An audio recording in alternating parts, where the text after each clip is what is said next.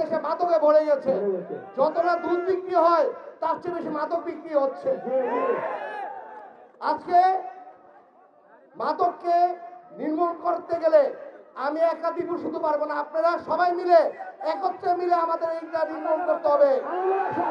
কারণ আপনারা একটা কথা দেখেন, বিগত 17 বছরে আপনাদের আমাদের রূপগঞ্জকে একজন শাসন করে গেছে, যার নাম গোলাম মস্তদির গাজী। তার কয়েকটা পিএস ছিল শুধু মাদককে কন্ট্রোল করার জন্য। যদি দুর্নীতি মুক্ত করতে চান তাহলে আগে সমাজকে ঠিক করতে হবে আমাদের। আমরা ঐক্যবদ্ধভাবে মুরব্বীদের সামনে রেখে আমরা আগে সমাজকে ঠিক করতে নামি।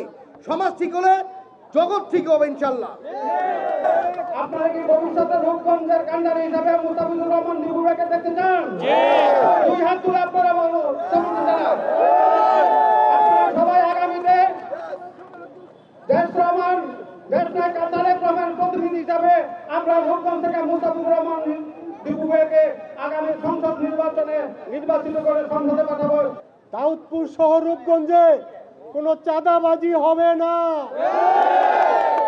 আওয়ামী লীগের মতো মাস্তানি হবে না, কোনো দখলবাদ আমরা সহ্য করব না। নির্বাচন নিয়ে আমাদের প্ল্যানিংগুলো আমাদের দেশনায়ক তারেক রহমানে যেই আমাদের আন্দোলনের কথা বলছে, যে এই সরকারের সহযোগিতা করানোর জন্য সরকারদের সহযোগিতা করিয়া সরকার সঠিক অবস্থা নাই না কাজকর্ম এই কমিশন গঠন করছে, এই কমিশন নিয়ন্ত্রণ করিয়া সব কিছু এই নিয়ন্ত্রণে আইসা সামনে একটা সঠিক সুন্দর নিরপেক্ষ নির্বাচন দিব। ওই নির্বাচনে আমরা অংশগ্রহণ করব।